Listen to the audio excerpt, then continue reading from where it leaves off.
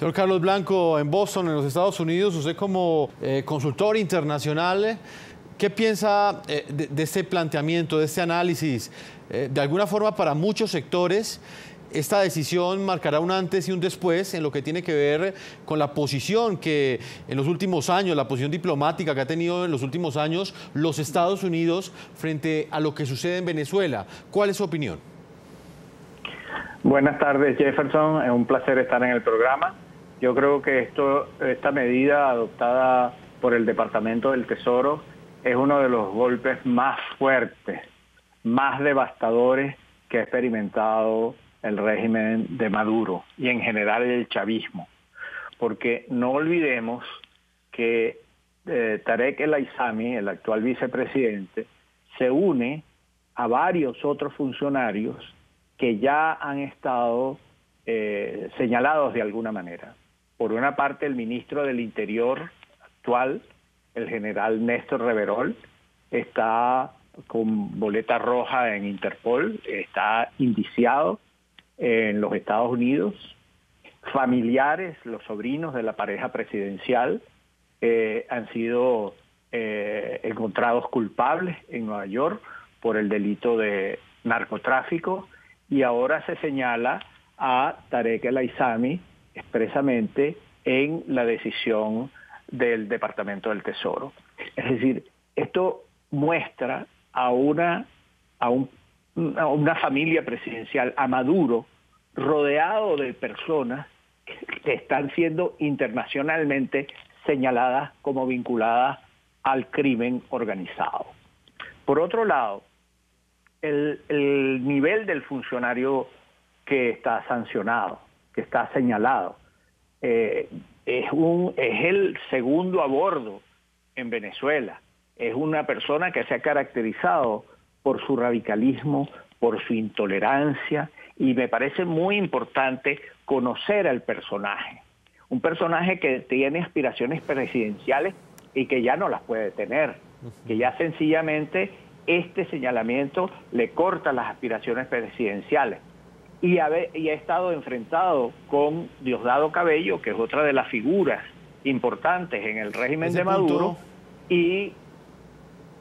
Sí, dígame. No, señor Carlos Blanco, adelante. Le decía que ese punto es bastante importante y es entender cuál es el papel que juega Tarek El Aissami al interior del régimen venezolano, teniendo en cuenta que, pese a que ha sido contundente el llamado de Nicolás Maduro, por lo menos las críticas que hizo Nicolás Maduro, el presidente de Venezuela, a la decisión que tomó Estados Unidos, ha habido algunos que han guardado silencio y eso de alguna manera demuestra que el nombre de Tarek El Aissami no genera unidad en todos los sectores del chavismo. Así lo han dicho diferentes analistas. Vuelvo a Nueva York con el señor José Fernández. Señor Fernández, en este momento, ¿usted cuál cree que debe ser la política del presidente Donald Trump frente a lo que sucede en Venezuela? El señor Juan González planteaba que de alguna manera no podía hacer una confrontación directa como la piden diferentes sectores, como la pide inclusive o la exigen diferentes sectores de la oposición en Venezuela, que le piden a Estados Unidos que tenga una posición más fuerte frente a las violaciones a los derechos humanos. ¿Cuál cree usted que debe ser la posición que debe tener Donald Trump en este momento frente a Venezuela? Y se lo pregunto específicamente en momentos en que gran parte de los líderes de oposición están pidiendo esa respuesta por parte del gobierno norteamericano. Sí, Jefferson, Venezuela es una tragedia, es un país que en algún momento va a explotar porque no puede continuar así, no puede continuar con una política económica y una política social que está perjudicando no solamente a las clases altas, sino hoy en día está perjudicando a las clases bajas que apoyaban a Chávez en su día. Ya no lo apoyan, y no lo apoyan porque ellos también están sufriendo. Entonces yo pienso que lo que nunca hizo el presidente Obama fue darle una excusa a Maduro para que utilizara a Estados Unidos como su chivo expiatorio. Sino trató de fomentar el diálogo, trató de ayudar a buscar alternativas, pero nunca lo atacó de una manera frontal para que él pudiera utilizar al monstruo norteamericano como excusa para seguir oprimiendo a su país. Entonces yo creo que eso debería continuar siendo la política norteamericana en cuanto a Venezuela, porque desgraciadamente hay veces que si tu enemigo se está ahogando, lo deja que se ahogue, pero lo que a mí me duele es que aquí va a sufrir mucha gente, y hay gente que no debería estar en esa posición. Y un punto yo creo importante también que sacaron los otros intervinientes en este programa, es que hace mucho tiempo se sabía que Tarek el-Aissami podría tener vínculos con el narcotráfico internacional, y aún así, sabiendo eso, el presidente Maduro lo hizo vicepresidente. Y eso te dice que hasta cierto punto el presidente Maduro ha decidido que no va a poder llegar a un acuerdo con Estados Unidos, y simplemente va a buscar a la gente en Venezuela que lo apoye. Entonces, yo desgraciadamente creo que esto es un tema muy importante, es una sanción muy importante, pero también es un tema que va a continuar el descenso de Venezuela hacia el abismo. Señor José Fernández, sé que nos puede acompañar solo en este primer bloque del programa. No quiero despedirlo sin preguntarle si usted cree que realmente la situación en Venezuela, las violaciones a los derechos humanos, los atentados contra la democracia que constantemente ejecuta este régimen, ¿son una prioridad para el nuevo presidente Donald Trump, o es una ilusión que tienen diferentes sectores demócratas en el continente americano? ¿Hace parte de las prioridades de esa política exterior quizás hacer algún tipo de cambio o promover algún tipo de cambio en Venezuela? No, yo creo que la política latinoamericana de Donald Trump comienza y termina con la construcción del muro en México. Y es una política de poner a Estados Unidos primero, segundo y tercero en su visión, y no creo que le va a poner mucha atención a Venezuela, a menos que esto empiece a afectar a Estados Unidos. Entonces, por eso es que yo no veo un ánimo político en esta acción, lo veo más como un tema del FBI, es un tema más bien que tiene que ver con el narcotráfico más que contra Venezuela. Donald Trump no creo que su primera, segunda o tercera prioridad va a ser Venezuela. Señor José Fernández, le agradezco el tiempo que usted le ha entregado al programa anoche y este análisis que usted hace como ex subsecretario de Estado adjunto de los Estados Unidos. Gracias por habernos acompañado desde la ciudad de Nueva York. Muchas gracias. Hasta luego. Vuelvo en Washington, D.C., en nuestros estudios de NTN 24 con Juan González, ex asesor del vicepresidente Joe Biden. Señor González, le hago la misma pregunta. ¿Es una prioridad para el presidente Donald Trump en este momento Venezuela? ¿Qué papel juega la situación en Venezuela para la política exterior de los Estados Unidos? ¿Hay importancia o termina con la construcción del muro en México, tal y como lo plantea el señor José Fernández? Pues ojalá siga así, porque la política de los Estados Unidos hacia Venezuela siempre ha sido que queremos lo mejor para el pueblo venezolano, queremos que el país prospere, pero también queremos que el gobierno responda a sus responsabilidades internacionales y respete los derechos humanos, las instituciones democráticas del país. Es lo mismo que queremos para toda la región. Y las acciones que tomó FARC son parte de una historia larga que llevamos en Venezuela y en otras partes de Latinoamérica, donde haya vínculos con el narcotráfico, o sea con Hezbollah, o sea con lavado de dinero. Es algo que sea Venezuela, sea Colombia, sea México, sea Guatemala, es algo que ha sido una prioridad bajo la administración del presidente Barack Obama. Lo que eso brinda es entendiendo de que cuando uno va a hacer en actividad económica, las amistades entre el sector privado de la región y el sector privado de los Estados Unidos, cuando se respeta el Estado de ley, eso es algo en donde todo el mundo beneficia. Y esa fue la base de mucha de nuestra política hacia la región. No tolerar la corrupción y buscar formas de asegurar de que todo el mundo tuviera la oportunidad de beneficiar económicamente de las relaciones entre los Estados Unidos y Latinoamérica. Ahora, eso debe continuar. Y vale resaltar que en cualquier momento el Departamento de Tesoro, el Departamento de Justicia está abarcando investigaciones activas. Muchas veces ellos tienen acusaciones cerradas en donde ni le notifican al Departamento de Estado, a la Casa Blanca, hasta cuando ya están listos para abarcar un caso de esos. Entonces, para mí lo que la acción en contra de al-Assami, eso indica que es posible que venga más, pero solo que todavía no están preparados para lanzar ese tipo de acción.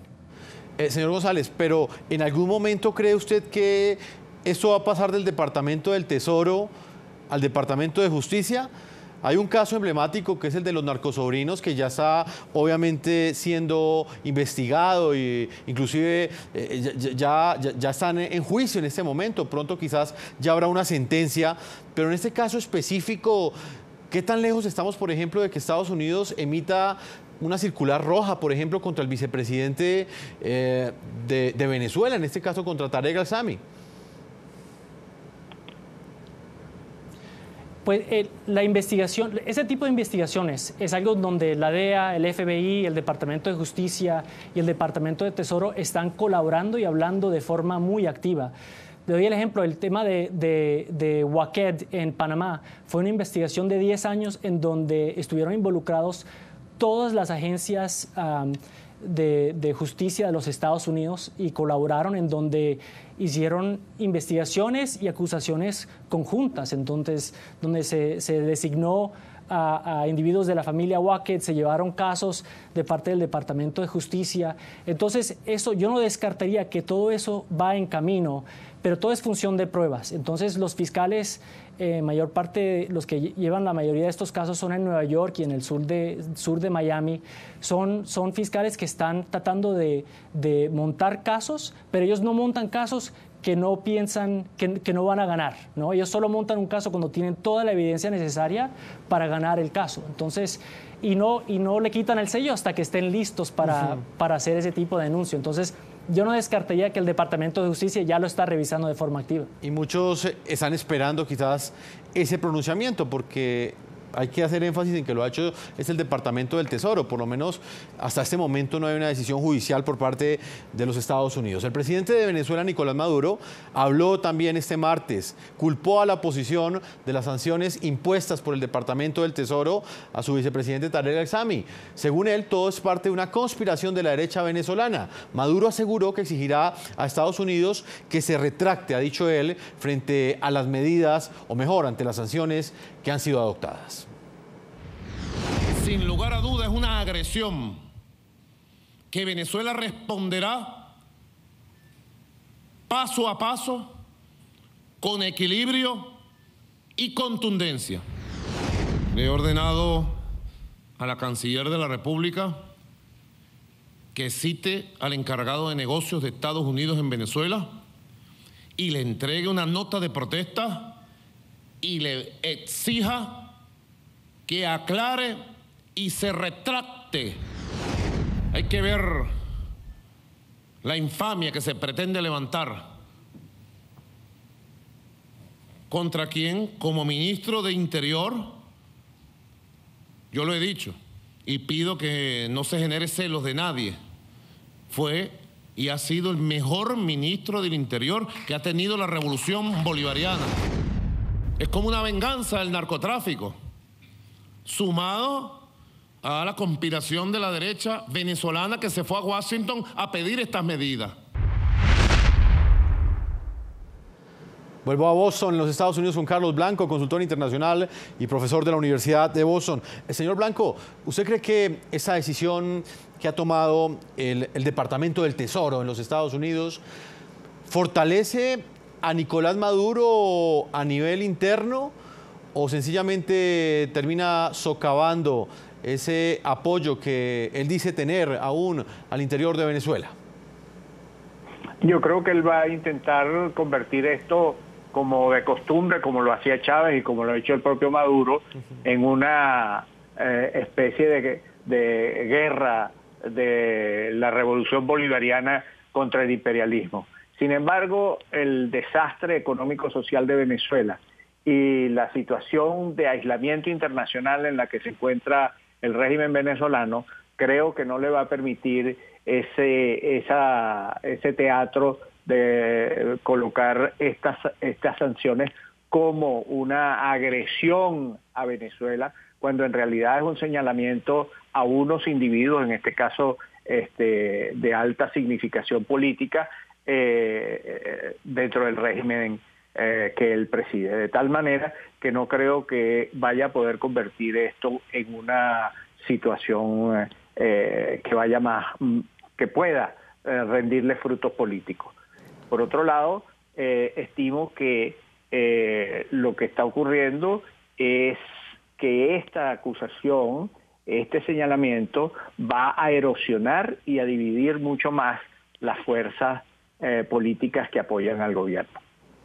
Pues precisamente hace pocas horas habló el presidente Nicolás Maduro, ahí ustedes lo escuchaban, señalando que la responsabilidad de esta decisión que ha tomado el gobierno estadounidense residía en la derecha, aseguraba él, y en la oposición, que estaba en los Estados Unidos pidiendo una política exterior mucho más fuerte de los Estados Unidos frente a la crisis política, la crisis de derechos humanos que enfrenta el país bolivariano. Vamos a hacer una primera pausa comerciales. Cuando regresemos estaremos con Emily Blasco. Él es un periodista del diario ABC de España y ha hecho una serie de investigaciones sobre precisamente la relación, los nexos que han tenido diferentes alfiles políticos del régimen chavista con el narcotráfico, incluidos políticos y militares. Una pausa y ya regresamos a la segunda parte de este programa de la noche.